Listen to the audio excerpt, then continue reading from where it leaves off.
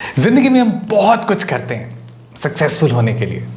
कुछ चीज़ें हमें आसान लगती हैं, कुछ चीज़ें मुश्किल। वैसे अगर आसान चीज़ें करने से सक्सेस अगर मिल जाती तो हर कोई सक्सेसफुल हो जाता। इसका मतलब कुछ मुश्किल काम करने पड़ेंगे।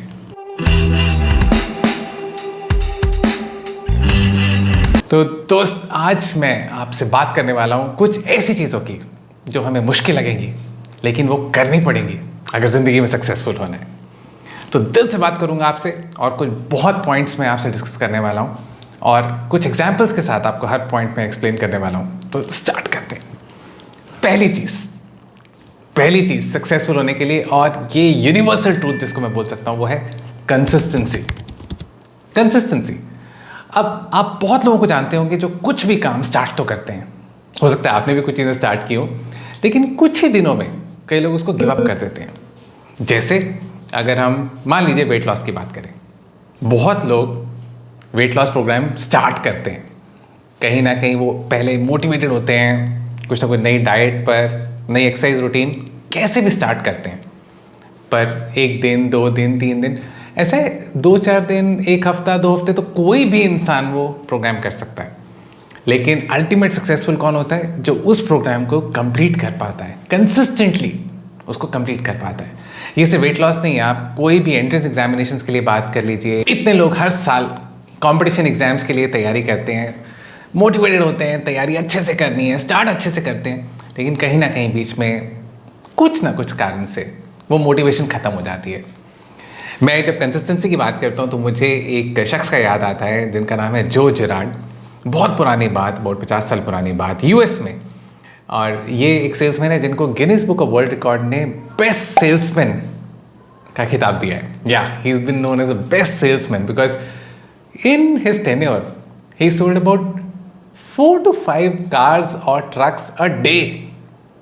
मतलब एक दिन में, अच्छा आप ऐसे बहुत लोगों को जानते होंगे जो कार शोरूम में काम करते हैं लोग, कि एक दिन में 4 या 5 कार उन्होंने सेल की, पॉसिबल। पर इन्होंने लगातार हर वर्किंग डे, एक दिन नहीं, एक हफ्ता नहीं, एक महीना नहीं, एक साल नहीं, कुछ साल लगातार उनकी अगर एवरेज निकाली जाए तो उन्हें तकरीबन 4 या 5 कार / ट्रक्स, मतलब जनरल मोटर्स का उस समय ट्रक्स भी, मिनी ट्रक्स भी आया करते, तो हर रोज 4 या 5 गाड़ी उन्होंने सेल की काफ़ी लंबे अरसे तक। कंसिस्टेंसी। तो पहली चीज़ जो डिफ्रेंशिएट करती है एक विनर को, एक सक्सेसफुल इंसान को, and a not so successful person is consistency. Can you really keep doing it day in and day out is what matters. So consistency. Second cheese, am I ready to pivot? इसका मतलब हुआ, मान लीजिए मैंने एक चीज़ pursue करनी शुरू की और कुछ टाइम बाद मुझे लगा कि ये शायद मुझे या तो नहीं लेनी चाहिए थी, या क्योंकि एक्सटर्नल सर्कमस्टांसेस कुछ चेंज हो गए हैं, इसको मेरे को चेंज करने की ज़रूरत है। दोनों में से कुछ भी हो सकता है। अब इसमें मैं आपको अपना एग्जाम्पल देता हूँ। सो लेट्स से मैंने जब ट्रेनिंग इंडस्ट्री में शुरू किया तो उस समय सिर्फ क्लासरूम ट्रेनिंग हुआ करती थी। कोविड से पहले लेट 2018-19 जब मैंने स्टार्ट किया तो सिर्फ क्लासरूम ट्रेनिंग होती थी। तो ऑब्वियसली सिर्फ लोगों के सामने खड़ा होकर एक रूम में आपको बात करनी आनी चाहिए।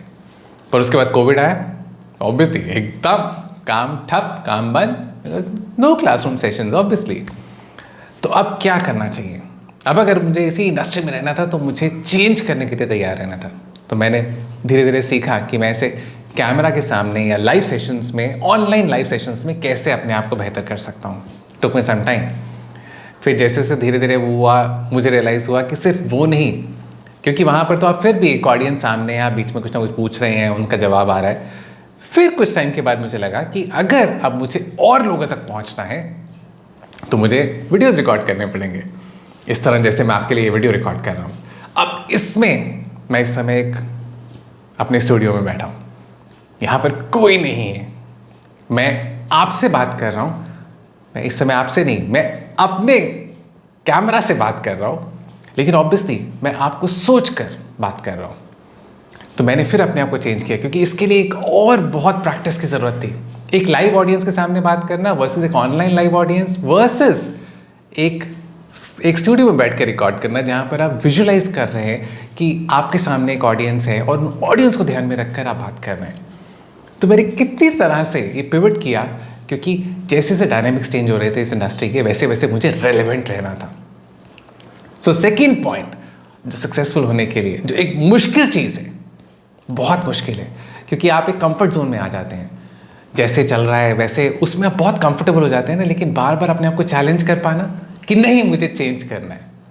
सो you should be ready to pivot whenever the need rises. Third point, failure आएंगी, I mean challenges आएंगे और आप फेल होंगे बहुत बार, but failure is not the end of the world. In fact, अब इसमें मुझे एक पुरानी मूवी का एक डायलॉग याद आ गया, शाहरुख खान की एक मूवी, बहुत पुरानी मूवी, हार कर जीतने वाले को ही बाजीगर कहते हैं। अब मैं उस एकदम उनके अंदाज में तो नहीं बोल पाया, लेकिन हार कर जीतने वाले को ही बाजीगर कहते हैं।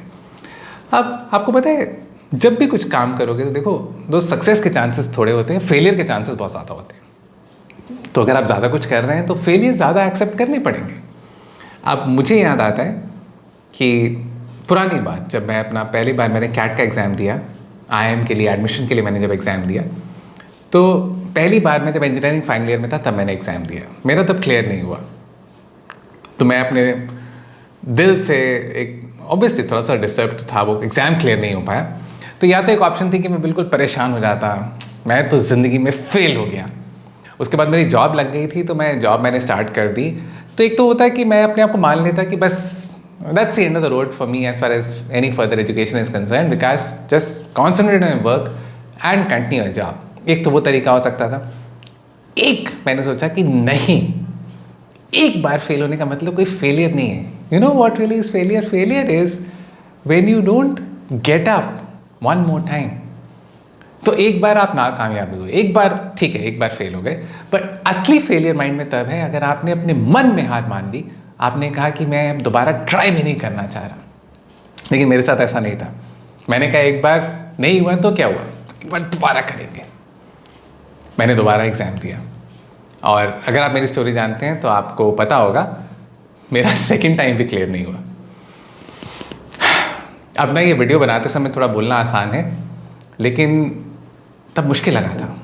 तब अंदर ही अंदर लगा कि एक बार दोबारा मैं फेल हो गया तो बहुत हो गया।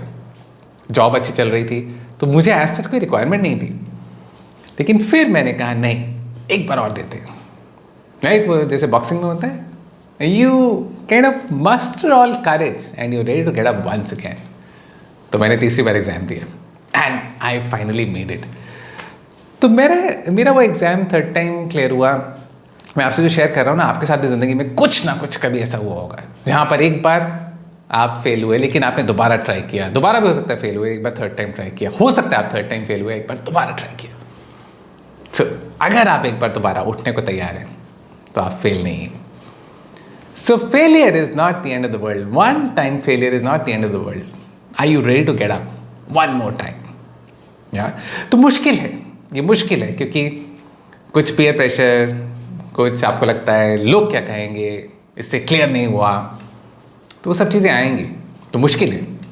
लेकिन अगर आप एक बार और उठने को तैयार हैं, सो जो सक्सेसफुल लोग हैं, आप उनकी सक्सेस ज़रूर देख रहे हैं, लेकिन वो सक्सेस उनको कितने फेलियर्स के बाद मिली ये आपको नहीं पता। So successful people actually got up again one more time. Next point जो मैं आपसे बात करना चाहता हूँ वो है डर के बारे में। डर, अब फिर एकदम वो डायलॉग याद आ गया, डर के आगे जीत है। हाँ, डर की बात करते हैं। देखो, डर लगेगा, पर उसको ओवरकम करना है और उसके बावजूद काम करना है। See, you will feel that fear inside you. In fact, it's good. अगर आपको अंदर से डर लग रहा है ना, इसका मतलब जो आपके सामने है वो बहुत इंपॉर्टेंट है आपके लिए, तो आप सही दिशा में आगे बढ़ रहे हैं अगर आपको डर लग रहा है। सो डर लगेगा। जैसे अगर मैं अपना ही सोचूं, जब मैं कॉर्पोरेट जॉब अपनी छोड़ रहा था तो डर लगा था, बहुत डर लगा था। कहाँ तो आप एक इस्टेब्लिश एक रूटीन में काम कर रहे हैं, एक प्रोसेस में काम कर रहे हैं, और कहाँ आप सोच रहे हैं कि आप अकेले, ऑब्वियसली स्टार्ट तो आप अकेले करने वाले, अकेले जाकर आप अपने आप को सेटअप करने वाले हैं, बिजनेस प्रोक्योर करने वाले हैं, डिलीवर करने वाले हैं, सब कुछ करने वाले हैं। तो डर लगा, लेकिन उस डर को मन में रखते हुए राइट स्टेप्स ले पाना बहुत इंपॉर्टेंट है। कई बार ना लोग वो डर के कारण कदम उठा ही नहीं पाते, तो डर मन में रखना है और विश्वास रखना है कि अगर आपको डर लग रहा है तो आप ठीक डायरेक्शन में जा रहे हैं, मतलब दैट समथिंग वर्थ परसुइंग अगर आपको डर लग रहा है। तो मैंने शुरू में मुझे याद है बहुत वीडियोस देखता था मैं संदीप माहेश्वरी के, विवेक बिंद्रा के, मुझे अच्छा लगता था उनका कॉन्फिडेंस और मुझे यकीन था एक दिन मैं उनकी तरह बात कर पाऊँगा। धीरे धीरे मैंने कुछ प्रोग्राम्स अटेंड किए। मुझे याद है एक बहुत सक्सेसफुल एक कोच हैं पारितोष, मैंने पारितोष के कुछ लाइव प्रोग्राम्स अटेंड किए। फिर over a period of time मैंने अंकुर बारिकू के कुछ वीडियोस देखने शुरू किए। सो धीरे धीरे I was lucky enough to have so many different mentors. कुछ ऐसे लोग जिनको मैं कभी मिल ही नहीं पाया आज तक, जिनको मैंने सिर्फ स्क्रीन पे देखा, कुछ ऐसे लोग पारितोष और अंकुर जैसे लोग जिनको मैं मिल पाया मल्टीपल टाइम्स और उनसे भी बहुत कुछ सीख पाया। सो डर लगेगा, पर डर को मन में रखते हुए आगे बढ़ते रहना बहुत बहुत इम्पॉर्टेंट है। So this was point number 4।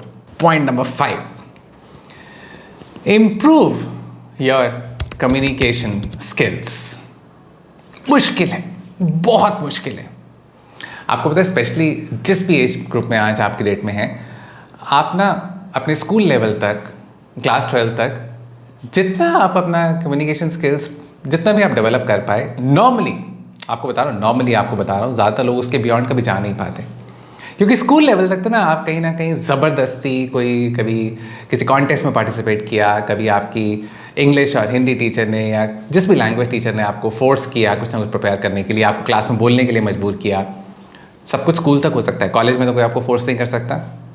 तो बहुत लोग जिस लेवल ऑफ प्रोफिशिएंसी पे होते हैं स्कूल में अपनी क्लास 12 में, उसके बाद बहुत ज़्यादा कभी इंप्रूव नहीं कर पाते। पर आपको पता है ज़िंदगी में आगे बढ़ते रहने के लिए आपकी टेक्निकल स्किल्स तो बहुत इंपॉर्टेंट हैं, लेकिन beyond a point there are 2 skills which will really take you far. One is communication skills and second is your man management skills.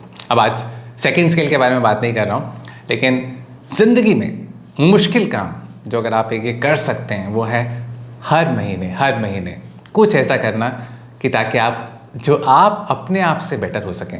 देखो, मुझे किसी से कम्पीट नहीं करना। अभी मैंने इतने अपने मेंटर्स की बात की, starting from Sandeep Maheshwari to Vivek to Paritosh to Ankur, all these people who actually have contributed immensely to the person I am today.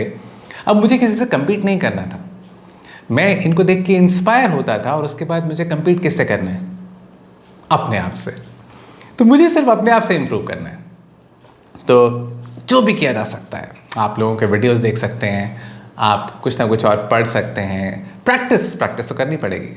तो कुछ ना कुछ करके अपनी कम्युनिकेशन स्किल्स को इम्प्रूव करना है।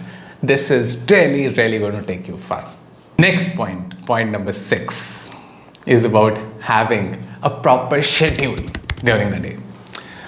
अब मैं आपको बता रहा हूँ ये मुश्किल काम आपको मैं सिर्फ बताने वाला था। आप कहेंगे मुश्किल, ये तो आसान काम है। हाँ, लेकिन अब चलो इसको थोड़ा सा और कंसाइज करते हैं। इसको सिर्फ एक बात कर रहा हूँ आपके स्लीप शेड्यूल की।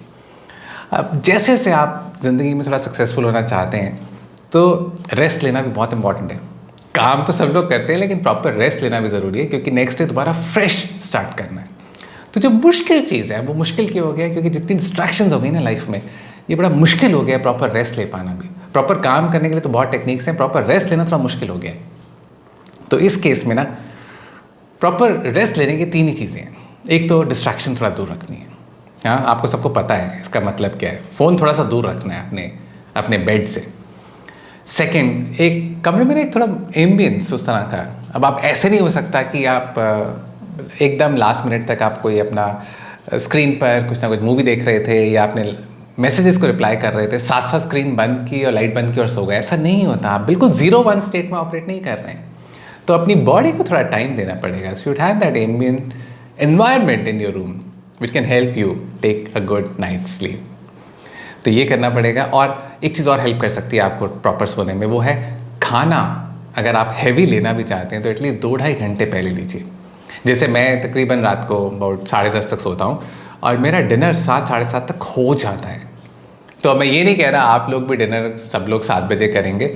हो सकता है आपके शेड्यूल में 7 बजे डिनर करना ना पॉसिबल हो सकता है आपको 8-8:30 ही डिनर कर पाते हो। मैं सिर्फ ये कह रहा हूँ कि आप जब भी डिनर कर रहे हैं कोशिश करिए वो 2 घंटे का मिनिमम गैप कर सकें। खाना थोड़ा डाइजेस्ट हो जाएगा, प्रॉपरली सो पाएंगे। सोना क्यों है प्रॉपरली, रेस्ट क्यों लेना है प्रॉपरली, नेक्स्ट दोबारा पूरी एनर्जी के साथ काम करने। तो ये मुश्किल काम है, ये शेड्यूल को फॉलो करना बड़ा मुश्किल है, क्योंकि कुछ ना कुछ आता रहेगा ज़िंदगी में। बट अगर ये आप कर पाए, रेस्ट ठीक से ले पाए, तो अगला दिन पूरी एनर्जी के साथ काम कर सकते हैं। तो आज मैंने आपसे बहुत चीज़ों की बात की। कुछ ऐसी चीज़ें, कुछ नहीं, सारी चीज़ें ऐसी थी जो बहुत मुश्किल हैं करनी। कि कहीं ना कहीं हम मायूस हो जाएंगे, कहीं ना कहीं हम डीरेल हो जाएंगे, कहीं ना कहीं फेलियर से हताश हो जाएंगे। All these things will happen, abound to happen. But you know, successful people, they actually make it happen despite all these obstacles. तो मैंने जितनी भी चीज़ें आपसे बात की, ये मुश्किल है करनी, पर जैसे आपको फिर वही हार कर जीतने वाले को ही बाजीगर कहते हैं। तो हार आएंगी बीच में ऐसा लगेगा कि मुझे सक्सेस नहीं मिल पा रही है, बीच में ऐसा लगेगा कि कहीं ना कहीं मुझे शेड्यूल ब्रेक करना है, मैं बहुत कंसिस्टेंसी मेंटेन कर ली, कुछ नहीं हो रहा, तो आप शेड्यूल ब्रेक करके भी देख लेते हैं। ये सब थॉट्स आएंगी, लेकिन इन थॉट्स को अपने ऊपर हावी नहीं होने देना, चलते रहना है, and you will make it. तो आज के लिए इतना ही। अगर आपको पसंद आया तो अपने फ्रेंड्स के साथ शेयर ज़रूर करें, इस चैनल को सब्सक्राइब ज़रूर करें। That's all for today. This is Vikas pencil signing off.